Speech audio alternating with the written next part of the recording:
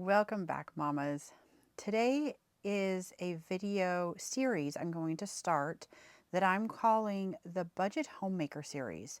And like the title said, I'm going to be sharing with you a few things that I make at home instead of buying at the store. This actually does two things for our family. One is that it is cheaper to buy my spices in bulk and make my own blends. And two, I control what goes into these blends. I don't have to add preservatives. I don't have to add any of the other yucky stuff. These make very clean seasonings. This is my taco seasoning blend. Tacos are a staple in our family. So that was the first seasoning blend I started making at home. If you are interested in any of the recipes that I have for my seasoning blends and for the other things that I make at home, then check out the blog post that I'll put down in the description below. My Italian seasoning blend for sausage, for making Italian sausage, is what I'm working on here. This was the second thing I started doing.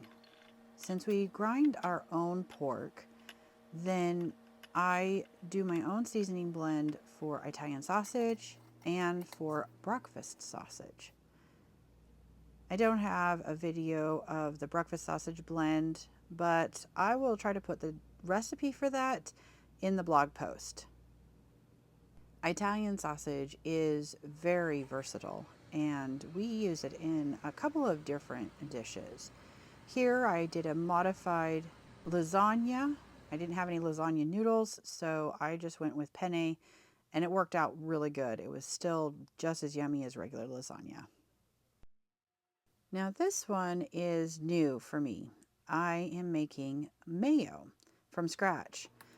So I've got a very fresh egg, and for this first one I ended up using olive oil.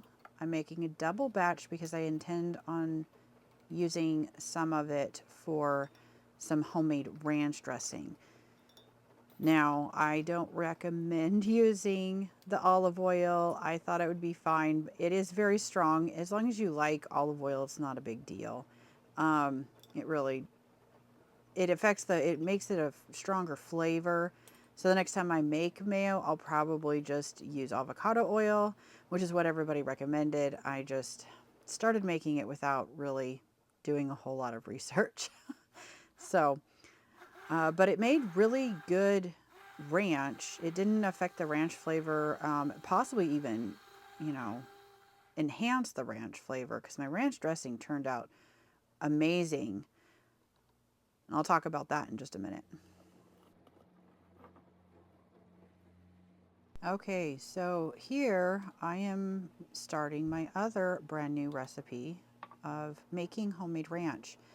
And as you can see, the mayo was a bit runny, and that was just because I hadn't let it sit in the fridge for a little while.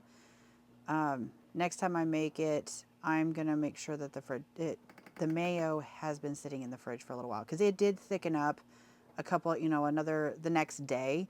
It was a much stiffer, so that definitely makes a difference. One thing with the way I made this ranch initially, it was really liquidy, and you're going to see that here in a minute. I think next time I will either not put in as much milk. The recipe calls for buttermilk. I didn't have any, so I just used milk. But I think I would not use as much, or I upped the sour cream. And what I ended up doing was I added sour cream to the existing mix to thicken it up a bit, and that helped dramatically, and it didn't affect the flavor or texture or anything. It just made it thicker, so it was a lot easier to put on your salad instead of having it run off your salad. I hope you enjoyed this video. If you did, hit that like button, and if you'd like to see more homemaking videos or some gardening videos, then please consider subscribing. That's all for this time. See you guys on the next one. Bye.